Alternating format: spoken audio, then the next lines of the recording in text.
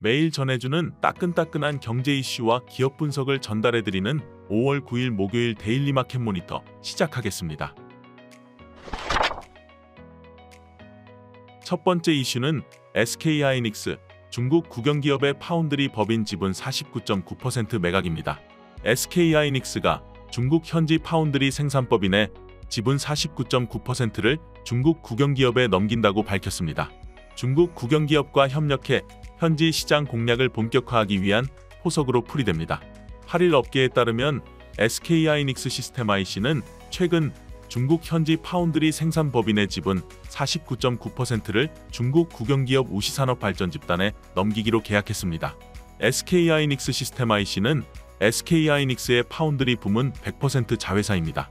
SK하이닉스 시스템 IC는 오는 10월까지 자사가 보유한 우시 법인 지분의 21.3%를 WIDG에 매각합니다. 매각 금액은 1억 4,930만 달러입니다. 이어 WIDG는 우시 법인이 진행하는 2억 달러 규모 3자 배정 유상증자에 참여해 지분 28.6%를 추가로 확보할 것으로 보입니다. 이런 매각과 유상증자 작업이 완료되면 SK하이닉스 시스템 IC와 WIDG는 우시 법인 지분을 각각 50.1%, 49.9% 보유하게 됩니다. SK하이닉스 시스템 IC는 WIDG와 협력해 중국 현지에서 구형 반도체 고객사 확보에 속도를 낼 것으로 보입니다. 현재 우시 법인은 8인치 웨이퍼를 사용해 회선폭이 28나노미터 이상인 구형 반도체를 생산하고 있습니다. 2018년 출범한 우시 법인은 2022년부터 2023년 SK하이닉스의 청주 파운드리 공장 설비를 대부분 이전받았습니다. 이미지 센서, 디스플레이 구동칩 등 구형 파운드리 공정을 주력으로 합니다. 두 번째 이슈는 삼성전기의 글로벌 고객사 150곳 부산에 모인다 2024 SCC 개최입니다. 삼성전기가 해외의 자동차 전장 정보기술 고객을 국내로 초청하는 행사를 연다고 9일 밝혔습니다. 삼성전기는 지난 8일부터 오는 10일까지 3일간 부산에서 2024 셈코 컴포넌트 칼리지 SCC를 개최한다고 밝혔습니다. 삼성전기의 주력 제품인 MLCC와 전자소자 등을 구매하는 해외의 핵심 고객을 초청해 주요 기술을 소개하고 상호 파트너십을 강화하는 자리입니다. 삼성전기는 올해 SCC에서 차세대 성장 동력인 인공지능 AI와 전장 제품의 중장기 비전을 공유하고 제품 로드맵을 소개합니다. 또 고객들이 직접 삼성전기의 기술력을 체험해 볼 수 있도록 MLCC를 제조하는 생산 라인도 공개합니다. 올해 20년째를 맞은 SCC에는 150여 개사 250여 명의 고객이 참석합니다. 2004년 첫 개최 당시에는 휴대전화나 디지털 카메라 등 일부 분야의 13개 고객사에서 30여 명이 참석했으나 최근에는 자율주행이나 전기차, 서버 등 산업으로 고객층이 확대되고 있습니다.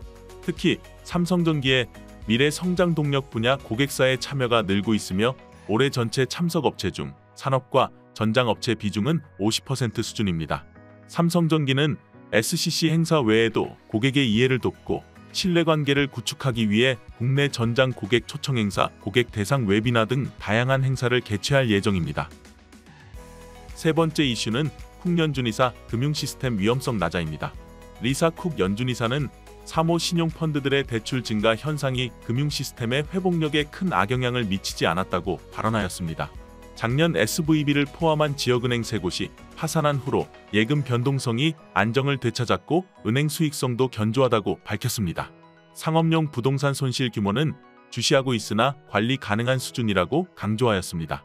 또한 미국 가계의 재정 상태는 여전히 좋아 보이나 자동차와 신용카드 연체율 증가에 주목하고 있다고 발언하였습니다. 네 번째 이슈는 중국 배터리 생산 속도 조절 추진입니다. 미국과 유럽을 중심으로 중국의 과잉 생산에 대한 우려 속에서 중국이 배터리 생산 속도 조절을 추진하였습니다. 중국 공업정보화부는 리튬 배터리 업계 표준 조건과 공시 관리 방법 초안을 공개하였습니다. 배터리 관련 기업이 단순히 생산 능력을 확대하는 행위를 줄이고 기술 혁신을 강화해야 한다는 내용입니다. 또한 제품 품질을 개선해 생산 비용을 절감하도록 유도하고 리튬 전지의 에너지 밀도와 표준 배터리 규격에 대한 최저 기준을 제시하였습니다. 오늘의 첫 번째 기업 분석 리포트는 고객사 CAPA 증가 전망 주성엔지니어링입니다.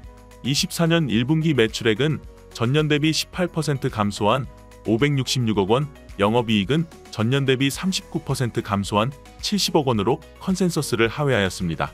이는 중국 고객 사양 매출 인식이 일부 지연되었으나 24년 2분기 기존 예정된 물량과 함께 24년 1분기에 이연된 매출이 인식될 것으로 판단하였습니다. 또한 중국 고객사의 경우 DRAM, 신규 CAPA 증설이 이루어지고 있는 점에서 동사의 안정적인 고객으로 판단하고 있습니다. 주성 엔지니어링에 대한 투자 의견은 매수 그리고 목표 주가는 39,000원 유지하였습니다. 이는 2025년 예상 BPS 15,207원에서 멀티플 2.6배를 적용하였습니다. 국내 고객사가 신규 팹의 개조 장비 사용량을 증가시킴에 따라 기존 증설 대비 동사의 매출 인식 규모가 소폭 감소될 수 있는 점이 우려되나 이는 일시적인 현상으로 판단하며 북미 메모리 고객사 등 신규 고객과 신규 수주 모멘텀이 유지되고 있는 점을 긍정적으로 판단하여 목표 주가를 39,000원으로 유지하였습니다. 두 번째 기업 분석 리포트는 다시 증명된 PUBG IP의 가치 크래프톤입니다.